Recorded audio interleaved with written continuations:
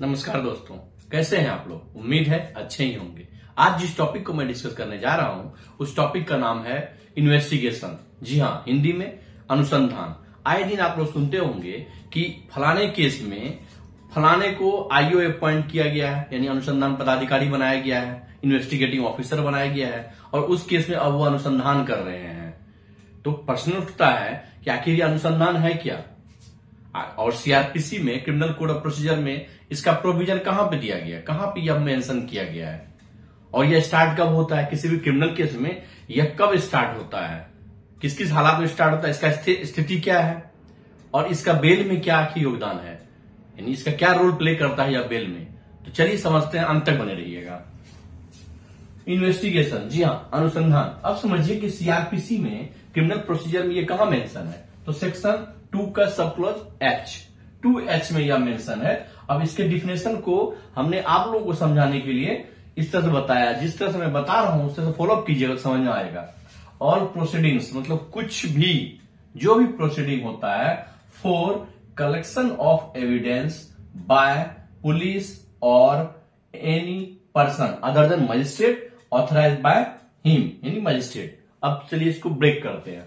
कोई भी प्रोसीडिंग्स, जो भी केस इंस्टीट्यूट होने के बाद, एफआईआर होने के बाद जो कुछ भी प्रोसीडिंग उस केस से संबंधित जुड़ा हुआ है, किस पर्पस के लिए वो प्रोसीडिंग्स होगा, एविडेंस कलेक्ट करने के लिए। भैया एविडेंस क्या क्या होता है, कई सारे चीज होते हैं एविडेंस में। जैसे जाएंगे वहां पे जहां दुर्घटना घटी है, उस घटना से संबंधित देखेंगे आसपास के लोकेलिटी में क्या क्या मिलता है, क्या कोई वेपन्स भी है वहां पे, या कोई साक्ष्य मिल रहा है, या साक्षी है, उन लोगों का बयान लिया जाएगा। जो कुछ भी आएगा सब एविडेंस का पार्ट होता है, उसको कलेक्ट करेंगे। तो भैया उसको कलेक्ट करता कौन है, बाय द पुलिस ऑफिसर, जो भी ऐसा उस थाने से संबंधित पुलिस ऑफिसर होंगे वो करेंगे, या एनी पर्सन, अन्य कोई भी पर्सन, लेकिन वह मजिस्ट्रेट नहीं होगा।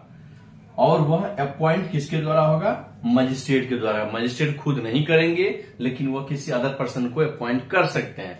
एग्जाम्पल के लिए बताया, सीबीआई जो सेंट्रल ब्यूरो ऑफ इन्वेस्टिगेशन है, उसको अपॉइंट कौन करती है, मजिस्ट्रेट। कभी सुने होंगे कि फलाने केस को जो है सीबीआई को दे दिया गया है। जब मैटर जो है मास पीपल को अफेक्ट करता हो, पब्लिक इंटरेस्ट से रिलेटेड होता हो, या नेशनल इंटरेस्ट को अफेक्ट करता हो, तो उस केस में इन्वेस्टिगेशन करने के लिए किसको दिया जाता है, सीबीआई को दिया जाता है, क्योंकि यह एक स्पेशलाइज्ड एजेंसी होती है जिसके पास एक्सपर्टीज होता है। तो क्या यही इस केस को कंप्लीट कर देंगे क्या, जी नहीं। इनका काम बस क्या है, अनुसंधान करके रिपोर्ट को सबमिट कर देना कोर्ट के सामने में।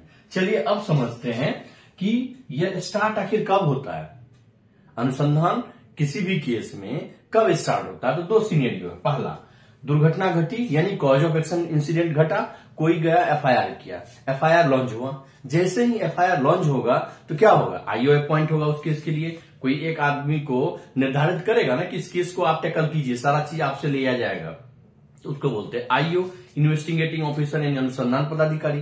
तो अनुसंधान अधिकारी क्या करेगा, अनुसंधान स्टार्ट कर देगा कब, एफआईआर के बाद। दूसरा सीन समझते हैं। दुर्घटना घटी, यानी कॉज ऑफ एक्शन हुआ, आप गए एफआईआर करने, एफआईआर नहीं लिया जाता है, जिस भी कारण से लिया गया हो, एफआईआर नहीं लिया गया थाने में, तो आप कहां जाएंगे, उसके ऊपर के अधिकारी के लिए कंसर्न एसपी के पास जाते हैं, सुपरिटेंडेंट ऑफ पुलिस के पास। वो भी उस पर कोई संज्ञान नहीं लिए, जो भी रीजन रहा हो। तो जब दोनों स्थिति में आप हालात है कि दोनों परेशान हो चुके, तब कहां जाएंगे, तब आप जाते हैं सीजीएम कोर्ट में डायरेक्ट, कि हुजूर हम थाना भी गए, नहीं लिया, कप्तान के पास गए, यानी सुपरिटेंडेंट ऑफ पुलिस के पास, वो भी एफआईआर नहीं कर रहा है, तो हुजूर हम कंप्लेन करने के लिए आपके सामने आए। तो क्या करेंगे, कंप्लेन केस आप कोर्ट में फाइल करेंगे, सीजीएम कोर्ट में। तो इनके पास क्या विकल्प है, ये कॉग्निजेंस लेके 190 पे मैटर को दे देगा ये जेएम फर्स्ट क्लास को, भैया आप इसको देखिए अपने स्तर से, सारा चीज को ऐसे कीजिए, जो भी था प्रोसीडिंग।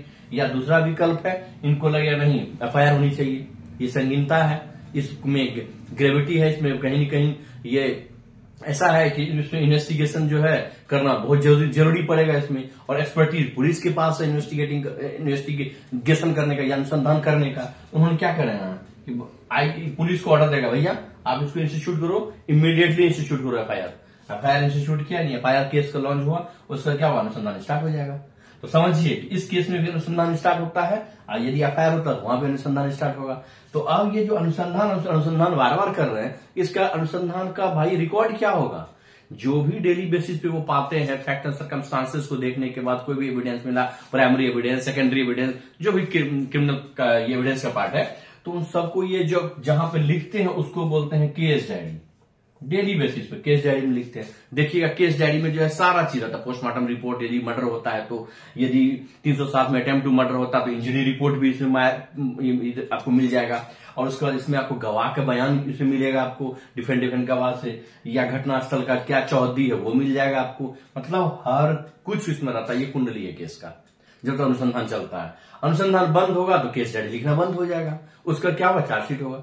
तो हमने वीडियो दिया हुआ है केस डायरी क्या है, जाके देखिए वीडियो की लिस्ट में, आपको अच्छे से समझ आएगा केस डायरी क्या है, चार्जशीट क्या वो भी समझ में आ जाएगा। अनुसंधान का निष्कर्ष जो है चार्जशीट होता है, या तो चार्जशीट होगा या तो आपको केस से बरी कर दिया जाएगा, जिसको बोलते हैं अनुप्रेषित करते हैं, हिंदी का वर्ड है कि आपको इस केस में कहीं भी संलिप्तता नहीं पाया गया, इससे अनुसंधान के बाद आपके विरोध में क्या गया, अंतिम प्रतिवेदन दे दिया जाता है चार्जशीट के बदले में।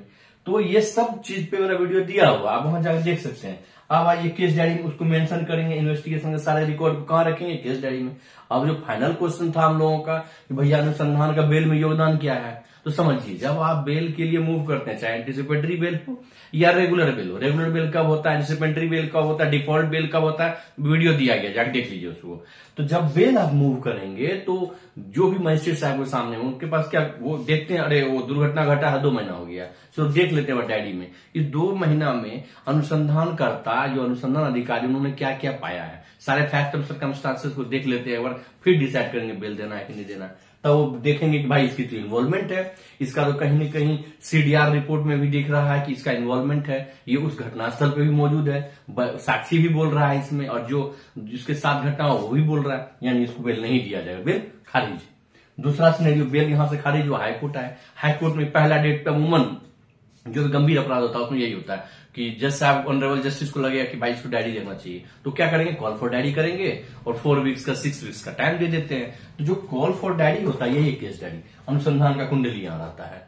तो वो केस डायरी देखेंगे, फिर उनको लगेगा कि इसका इन्वॉल्वमेंट है या नहीं है, या क्या ग्रेविटी है, देना चाहिए बेल की नहीं देना चाहिए। तो कहीं न कहीं अनुसंधान का इफेक्ट सीडी में पड़ेगा केस डायरी में, और केस डायरी क्या रोल प्ले करेगा, बेल में डेफिनेटली रोल प्ले करेगा, उसका तो ट्रायल में भी रोल पर प्ले करता ही करता है।